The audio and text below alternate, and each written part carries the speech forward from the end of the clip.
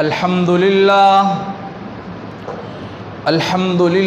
وکفا والصلاة والسلام علی من لا نبی بعدہ اما بعد فاعوذ باللہ من الشیطان الرجیم بسم اللہ الرحمن الرحیم انا انزلناہ فی لیلۃ القدر وما ادراک ما لیلۃ القدر لیلۃ القدر خیر من الف شہر تنزل الملائکۃ والروح فیہا بإذن ربہم من کل امر سلام ہی حتی مطلع الفجر آمنت باللہ صدق اللہ العظیم وبلغنا رسولہ النبی الکریم الامین ونحن على ذلك لمن الشاہدین والشاکرین والحمد للہ رب العالمین ان اللہ وملائکتہ یصلون علی النبی یا ایہا الذین آمنوا صلوا علیہ وسلموا تسلیما۔ درود شریف پڑھ لیں۔ اللہم صلی علی محمد وعلی آل محمد کما صلیت علی ابراہیم وعلی آل ابراہیم انک حمید مجید۔ اللہم بارک علی محمد وعلی آل محمد کما بارکت علی ابراہیم وعلی آل ابراہیم انک حمید مجید۔ میرے واجب الاحترام محترم بزرگوں اور عزیز ساتھیوں، آج رمضان المبارک 1442 ہجری 2021 کا آخری جمعۃ المبارک ہے، اس لیے مختصر وقت میں اس حوالے سے اور اعتکاف کے حوالے سے اور صدقہ فطر کے حوالے سے چند باتیں عرض کرنی ہیں۔ پہلی بات یہ ہے کہ اس جمعے کو جمعۃ الوداع کہا جاتا ہے۔ ہر جگہ پر جیسے ہی رمضان کا آخری جمعہ آنے والا ہوتا ہے تو ہر طرف آواز آتی ہے کہ جی رمضان کا آخری جمعہ آ رہا ہے، جمعۃ الوداع ہے۔ پھر اس کے ساتھ بہت سی چیزیں لوگوں نے اپنی طرف سے مشہور کر دی ہیں اس کے حوالے سے، جیسے کئی لوگوں نے قضاء عمری والا مسئلہ نکالا ہوا ہے۔ نہ جانے لوگ کہاں سے یہ روایات لے آتے ہیں، کہتے ہیں کہ جی حدیث میں آیا ہے۔ اتنا سخت گناہ ہے کہ ایک بات، ایک فرمان نبی صلی اللہ علیہ وسلم کا نہیں ہے، اس کو نبی صلی اللہ علیہ وسلم کی طرف منسوب کرنا یہ بہت سخت گناہ ہے، یہ بہت سخت گناہ ہے۔ اسی لیے احادیث مبارکہ میں اس کے بارے میں بڑی سخت وعید آئی ہے۔ ایک حدیث میں آتا ہے من کذب علی متعمدا، جس آدمی نے مجھ پر جان بوجھ کر جھوٹ بولا، فلیتبوأ مقعدہ من النار، اور ایک حدیث میں فی النار آتا ہے کہ جو آدمی جھوٹ بولتا ہے مجھ پر جان بوجھ کر تو اسے چاہیے کہ وہ اپنا ٹھکانہ جہنم میں بنا لے۔ یعنی نبی صلی اللہ علیہ وسلم نے ایک بات نہیں فرمائی اور وہ ایک بات کو نبی صلی اللہ علیہ وسلم کی طرف منسوب کرتا ہے، تو نبی صلی اللہ علیہ وسلم نے کیا فرمایا کہ اسے چاہیے کہ وہ اپنا ٹھکانہ جہنم میں بنا لے، کہ یعنی اس کو اللہ عذاب دیں گے۔ اب آپ سوچ لیں، تو روایت لوگ کیا بیان کرتے ہیں کہ اس آخری جمعے کو یعنی جمعۃ الوداع کو جو آدمی جمعے کی نماز کے بعد 4 رکعت نوافل ادا کرے، 4 رکعت نوافل ادا کرے، اور پھر اس میں صورتیں بتاتے ہیں، پہلی رکعت میں یہ صورت پڑھے، دوسری میں یہ پڑھے، 4 صورتیں بتاتے ہیں، تو اس آدمی کے پتہ نہیں کتنے سالوں کے گناہ معاف ہو جاتے ہیں۔ تو ایسی کوئی روایت احادیث مبارکہ میں نہیں ہے، نہ ہی کسی معتمد بزرگ سے ثابت ہے اور نہ ہی جو ہے صحابہ کے عمل سے ثابت ہے، نہ ہی کسی حدیث مبارکہ میں۔ اس لیے اس سے بچنا چاہیے، اس طرح کی جو باتیں پھیلاتی ہیں۔ اسی طرح سوشل میڈیا پر لوگ میسیج پھیلا دیتے ہیں کہ جی جمعہ کا رمضان کا آخری جمعہ آ رہا ہے اور جس آدمی نے یہ کسی کو خبر دی تو اس کو اتنی خوشیاں ملیں گی، اگر اس نے یہ آگے نہ بھیجا تو یہ جو ہے اتنے سالوں تک آپ کو کوئی خوشخبری نہیں ملے گی۔ یہ بات بالکل غلط ہے، بالکل غلط ہے۔ ایسے پیغامات کو فوراً جو ہے وہ ختم کر دیں، ڈیلیٹ کریں، کسی کو آگے نہ بھیجیں، کیونکہ یہ بالکل غلط ہے۔ ٹھیک ہے جی۔ اب اس کے حوالے سے ایک اور بات کہ جو رمضان کا آخری عشرہ ہے، اس عشرے کو نبی صلی اللہ علیہ وسلم نے جو رمضان کے 3 عشروں کی الگ الگ فضیلتیں بیان کیں، ان میں سے رمضان کا جو آخری عشرہ ہے اس کے حوالے سے کیا فرمایا گیا کہ یہ عتق من النار ہے، جہنم کی آگ سے خلاصی ہے، جہنم کی آگ سے آزادی ہے یہ تیسرا عشرہ۔ اور یہ عشرہ جو ہے اس میں بہت سے اعمال ہیں، خاص طور پر ایک عمل جسے اعتکاف کہا جاتا ہے وہ تو ہے ہی اس عشرے میں، جو سنت اعتکاف ہے، اور اسی طرح اکثر طور پر اکثر جگہوں پر ختم قرآن بھی اسی عشرے میں، آخری عشرے میں ہی ہوتا ہے۔ تو اعتکاف کے حوالے سے یہ بات سمجھ لیجئے کہ نبی کریم صلی اللہ علیہ وسلم نے 9 سال روزوں کے فرض ہونے کے بعد 9 سال روزے رکھے، یعنی 2 ہجری کو جب نبی صلی اللہ علیہ وسلم مکہ سے مدینہ ہجرت کر کے تشریف لائے تو دوسرے سال یعنی 2 ہجری کو، سن 2 ہجری کو نبی صلی اللہ علیہ وسلم پر روزے فرض ہوئے۔ معراج کے موقع پر جب روزے فرض ہوئے تو نبی صلی اللہ علیہ وسلم نے اس کے بعد ہر سال اعتکاف کیا، ہر سال اعتکاف کیا، روزے بھی رکھے، اعتکاف بھی کیا۔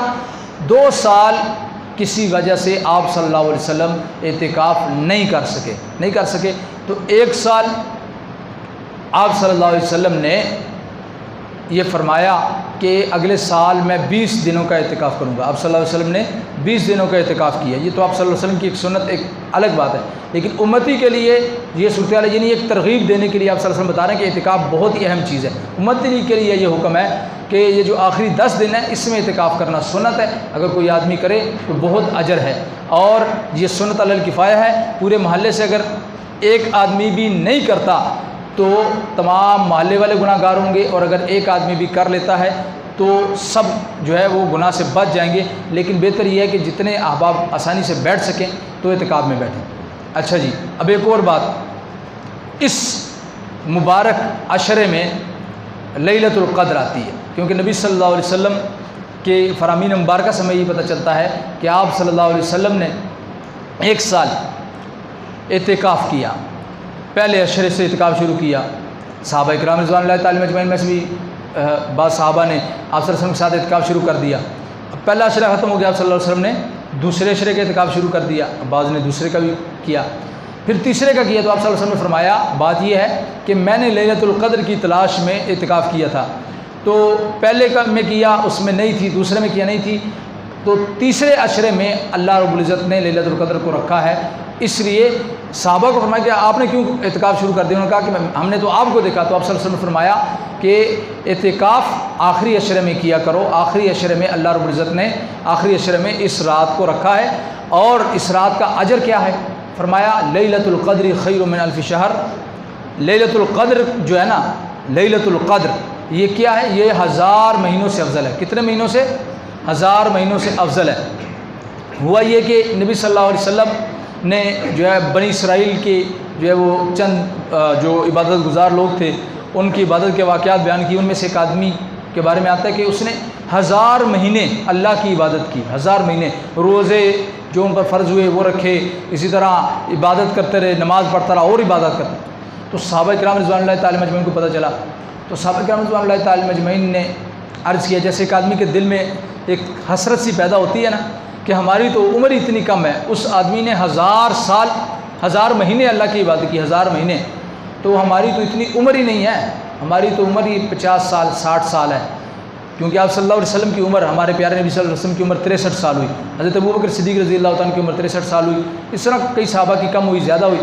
آج کل بھی یہی ترتیب تقریباً چل رہی ہے، جو 60-70 سے اوپر جانے والے بہت کم ہوتے ہیں، اور اس میں بھی پہلے 15 سال تو نابالغی کے گزر گئے، پھر آخری جو 60 سال سے اوپر اگر عمر ہے، 40 سال سے جب بندہ اوپر ہو جاتا ہے 40-50 سے، تو ویسے ہی کئی ضعیف ہو جاتا ہے، عبادت میں پھر کمی آ جاتی ہے، اور جوانی میں ویسے ہی زیادہ تر لوگ جو ہے وہ جوانی کے نشے میں ہوتے ہیں اور عبادت ہی نہیں کرتے، تو بھاگ دوڑ کر عبادت کے 5-10 سال بھی نہیں ہمارے ہوتے مکمل طور پر جو اچھی طرح عبادت ہے۔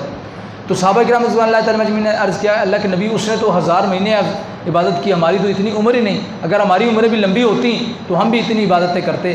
تو اللہ رب العزت نے یہ صورت نازل فرما دی اور فرمایا انا انزلناہ فی لیلۃ القدر، بے شک اس قرآن کو، اللہ کیا فرما رہے ہیں، اس قرآن کو ہم نے لیلۃ القدر میں نازل کیا ہے، اور پھر فرمایا وما ادراک ما لیلۃ القدر، آپ کو کیا پتہ کہ لیلۃ القدر کیا ہے؟ اللہ اپنے بندوں کو فرما رہے ہیں نبی صلی اللہ علیہ وسلم کی وساطت سے کہ آپ کو کیا پتہ لیلۃ القدر کیا ہے؟ لیلۃ القدر خیر من الف شہر، لیلۃ القدر کیا ہے؟ 1000 مہینوں سے افضل ہے۔ کتنے مہینوں سے؟ اس آدمی نے کتنے مہینے عبادت کی تھی؟ 1000 مہینے۔ صحابہ رضی اللہ تعالیٰ اجمعین ان کے ذہن میں یہ بات آئی کہ ہم تو 1000 مہینے کر ہی نہیں سکتے، ہماری تو اتنی عمر ہی نہیں ہے، تو اللہ رب العزت نے وہی فرما دیا کہ بھئی 1000 مہینے اس ایک رات کی عبادت کا ثواب 1000 مہینے کیا 1000 مہینوں سے بھی افضل ہے. لیلۃ القدر خیر من الف شہر. لیلۃ القدر 1000 مہینوں سے بھی افضل ہے. 1000 مہینوں سے بھی افضل ہے. تو اب آپ سوچیں کتنا بڑا اجر ہے, کتنا بڑا اجر ہے. اس لیے میں اکثر عرض کیا کرتا ہوں کہ لیلۃ القدر کو حاصل کرنا یہ ہر مسلمان کو چاہیے کہ اس کا اہتمام کرے. صرف یہ نہیں کہ جو اعتکاف پر بیٹھے ہیں, بلکہ ہم سب کو چاہیے کہ اس کا اہتمام کریں, کیونکہ نبی صلی اللہ علیہ وسلم تو خود عبادت کا اہتمام فرمایا کرتے تھے اور بہت زیادہ عبادت کیا کرتے تھے ہر وقت. لیکن رمضان کے آخری عشر کے حوالے سے روایت میں ملتا ہے کہ آپ صلی اللہ علیہ وسلم اپنے گھر والوں کو, اہل و عیال کو, ازواج مطہرات کو اٹھایا کرتے تھے کہ اٹھو اللہ کی عبادت کرو. یہ بڑا ہی مبارک عشرہ ہے, یعنی اپنی عبادت کے ساتھ ساتھ اپنے اہل و عیال کو بھی اٹھانا. آپ صلی اللہ علیہ وسلم ہمیں یہ ترغیب دے رہے ہیں اس سے کہ میری امت یہ جو 10 راتیں ہیں ان میں عبادت کرو, بھرپور طور پر عبادت کرو. اور ہم یہ کہیں گے کہ بھئی ہمیں تو چاہیے کہ اکثر لوگ کہتے ہیں جی ہم صرف طاق رات کی بات کریں. طاق رات نہیں, کوشش کریں 10 راتیں ہیں تو 10 راتوں کو ہی عبادت کریں, بہتر ہے. باقی طاق رات میں اگر کوئی زیادہ کرتا ہے اچھی بات ہے, لیکن کوشش کریں کہ ہر رات میں عبادت ہو. اور پھر ایک اللہ رب العزت کی قدرت دیکھیے, کتنی بڑی آفر اللہ پاک نے دے دی اعتکاف والوں کو. میں اور آپ تو اگر رات کو عبادت کریں گے نا تو ٹھیک ہے, ورنہ اگر عشاء کی نماز پڑھی, فجر کی پڑھی, اللہ اس پر بھی اجر عطا فرمائیں گے. بعض روایت میں اس میں بھی ساری رات عبادت کا ثواب ہے. لیکن اعتکاف والوں کو اللہ نے کیا انعام دیا, اگر یہ اعتکاف کی حالت میں سو بھی رہے ہوں تو بھی ان کو لیلۃ القدر کی عبادت کا ثواب مل جاتا ہے. اگر یہ مسجد میں سو بھی رہے ہوں, لیلۃ القدر ہے, اللہ رب العزت کی عبادت کا وقت ہے, اللہ رب العزت اس وقت میں رحمتیں برسا رہے ہیں. اور اللہ فرمانے تنزل الملائکہ والروح, اس رات ملائکہ اور حضرت جبرائیل امین خود اترتے ہیں آسمانوں سے زمین پر, اللہ ان کو بھیجتے ہیں بِإِذْنِ رَبِّهِمْ مِنْ كُلِّ أَمْرٍ. اللہ کے حکم سے وہ ہر ایک کام, اور اللہ رب العزت کے حکم سے وہ آتے ہیں, زمین پر آتے ہیں. سلام ہی حتی مطلع الفجر, اور ساری رات سلامتی نازل ہوتی ہے یہاں تک کہ فجر طلوع ہو جائے, یعنی صبح سحری کا وقت ختم ہو جائے. تو اس وقت تک اللہ سلامتی نازل فرماتے رہتے ہیں. تو جو لوگ اعتکاف میں بیٹھے ہیں ان کو تو اللہ نے اتنا بڑا اجر عطا فرما دیا, کتنا بڑا اجر کہ اگر وہ اعتکاف کیا, اس کا یہ مطلب نہیں ہے میرے کہنے کا کہ ہم اعتکاف والے سو ہی رہے ساری رات, بھائی عبادت کا ثواب تو ملنا ہی ہے تو ہم عبادت نہیں کریں. نہیں, مقصد یہ ہے کہ ایک آدمی نے عبادت کی, عبادت کرنے کے بعد وہ سو گیا, کچھ دیر کے لیے آرام کر لیا, تو اس کا یہ آرام بھی چونکہ وہ عبادت کر کے سویا ہے اور اللہ کے گھر میں موجود ہے, تو اللہ اس کو اس پر بھی اجر عطا فرما رہے. اس لیے ہمیں یہ چاہیے کہ ہم کوشش کریں جو راتیں باقی ہیں ان راتوں میں عبادت کی کوشش کریں. جی ٹھیک ہے نا جی, خود بھی اپنے لیے بھی دعائیں کریں, دوسرے دوستوں احباب کے لیے بھی, تمام کے لیے دعا کریں.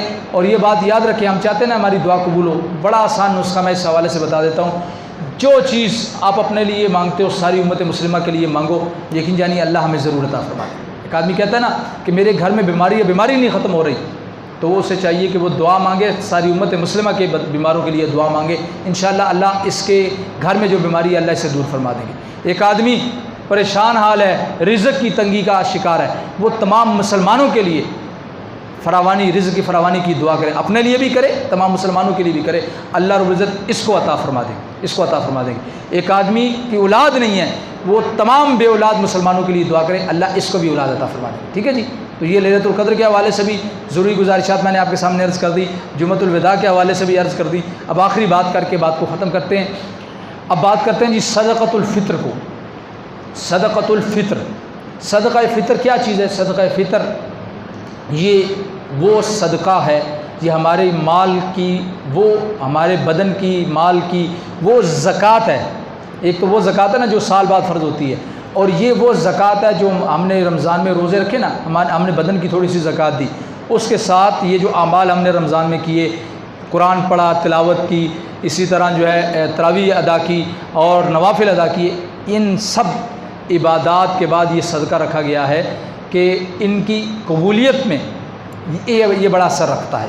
جو آدمی چاہتا ہے رمضان کی عبادات قبول ہو تو اس کے لیے صدقہ فطر یہ قبولیت میں بڑا اثر رکھتا ہے. اسی لیے بعض روایت میں آتا ہے اگر کوئی آدمی صدقہ فطر ادا نہیں کرتا تو اس کی عبادات آسمان اور زمین کے درمیان لٹکی رہتی ہیں, آسمان کی طرف نہیں جاتی اس کی عبادت. جو آدمی صدقہ فطر ادا نہیں کرتا قوت اور استطاعت کے باوجود, ٹھیک ہے جی, اور صدقہ فطر ادا کرنا، جو آدمی صدقہ فطر ادا کر دیتا ہے اللہ رب العزت اس کے مال میں برکتیں عطا فرما دیتے ہیں۔ ایک تو اس کے اوپر یہ حق ہے، لیکن اللہ رب العزت اس کے رزق میں فراوانی عطا فرماتے ہیں، اور پورا سال اللہ اس کو بے حساب رزق عطا فرماتے ہیں، بشرطے کہ یہ بندہ اللہ رب العزت سے مانگے، اللہ کے سامنے اخلاص کے ساتھ سر بسجود ہو۔ اچھا، اب صدقہ فطر کی مقدار کیا ہے؟ تو یہاں پر ایک میں بڑی ضروری گزارش یہ کرنا چاہتا ہوں کہ ہمارے ہاں صدقہ فطر کو جو ہے وہ صرف یہ سمجھا جاتا ہے کہ سب کے لیے ایک مقدار ہے، ہر آدمی کے لیے ایک مقدار نہیں ہے، بلکہ اس کی مختلف مقداریں ہیں۔ سب سے کم جو ہے وہ ہے گندم ہمارے ہاں جو آج کل ہے نا، کم از کم یہ ہے، اس سے کم تو ہے ہی نہیں، کم از کم۔ اور اس کی مقدار کتنی ہے؟ ہر ایک کی مقدار غور سے سن لیجئے گا۔ کم از کم جو مقدار ہے صدقہ فطر کی وہ 125 روپے ہے، اور درمیانی 150 ہے۔ اگر کسی کو اللہ پاک نے توفیق دی ہے تو احتیاط یہ ہے کہ وہ 150 میں دے، کیونکہ اس وقت میں اچانک آخری دنوں میں یہ جو چند دن قبل آٹا بھی بہت مہنگا ہو چکا ہے اور گندم بھی مہنگی ہو چکی ہے۔ سرکاری ریٹ تو اور ہے، لیکن جس ریٹ پر بک رہی ہے اس کو دیکھا جائے گا۔ سرکاری ریٹ پر تو مل رہی ہے، سرکار والوں کو مل رہی ہے، لیکن عوام کو جو مل رہی ہے وہ سرکاری ریٹ پر نہیں مل رہی، تو اس لیے اس لحاظ سے کم از کم کتنے ہیں؟ 125 روپے، اور اگر کسی کو اللہ نے توفیق دی بہتر یہ ہے کہ وہ 150 روپے ادا کرے۔ ٹھیک ہے جی، یہ ہو گیا۔ اور اس میں اب میں تمام کی مقدار بتا کے پھر ایک اور اس مسئلہ بتا دیتا ہوں۔ دوسرے نمبر پر چیز آ جاتی ہے جو کے حوالے سے عام طور پر جو مقدار نکالی گئی ہے وہ 200-225 ہے، لیکن جو کی کم از کم مقدار جو درمیانی انداز میں ہے احتیاطی وہ 250 روپے ہے۔ اگر کوئی جو کے لحاظ سے دینا چاہتا ہے تو ایک آدمی کی کم از کم کتنی دے؟ 250 روپیہ۔ ٹھیک ہے جی۔ تیسرے نمبر پر آ جاتی ہے جی کھجور کے حوالے سے ہمارے ہاں ایک یہ سمجھا جاتا ہے، لوگ کہتے ہیں جی 200 روپیہ کھجور کلو ہے۔ ابھی وہ کھجور جو کہ گھٹیا سے گھٹیا کھجور ہے نا، وہ ایک الگ ہے، اس کی بات ہی نہیں ہے۔ کم از کم درمیانی کھجور جس کو آپ کسی جگہ پر دعوت کر رہے ہیں نا، کسی کی روزہ افطاری کر رہے ہیں، تو اس میں آپ مہمان کے سامنے رکھنا اس کو پسند کریں، ایسی کھجور ہونی چاہیے۔ ایسی کھجور ہو، یہ بھی نہیں کہ بہت اعلیٰ وہ 1000-2000 والی کلو، نہیں، وہ بھی ضروری نہیں ہے۔ اگر کوئی اس میں دیتا تو اچھی بات ہے، زیادہ بہت بات ہے، لیکن جو کم از کم ہے وہ یہ ہے کہ درمیانی کھجور دے، اور درمیانی کھجور 300 سے کم کلو نہیں ہے، 300 سے زیادہ ہے، کم نہیں ہے، یہ بات یاد رکھیں۔ تو اس لحاظ سے کم از کم کھجور کا 1100-1200 بنتا ہے، لیکن 1000 روپے سے کم نہیں ہے۔ 1000 روپیہ کم از کم دینا چاہیے کھجور کے لحاظ سے جو دیں۔ ٹھیک ہے جی، 1000 روپیہ کم از کم۔ اگر کوئی 1200 دیتا ہے، 1400 دیتا ہے تو وہ الگ بات ہے، یہ ایک احتیاطی کو عرض کر رہا ہوں، ورنہ بعض علماء نے تو 800 بھی لکھا ہے، لیکن جو مارکیٹ کا ریٹ ہے کھجوروں کا اس لحاظ سے 1000 روپے سے کم مناسب ہی نہیں بنتا۔ ٹھیک ہے جی۔ اب اس کے بعد ہے کشمش۔ تو کشمش کے حوالے سے بھی یہ بات یاد رکھیں کہ کشمش کے لحاظ سے کم از کم 2300 روپیہ، تقریباً 2300، اور 2500 تک دیں تو اور بات ہے، اچھی بات ہے، لیکن احتیاطی کول 2500 ہے، 2300 سے کم نہ دیں، 2300 دیں کم از کم ایک آدمی۔ اب یہ کون دے گا کشمش کے حوالے سے؟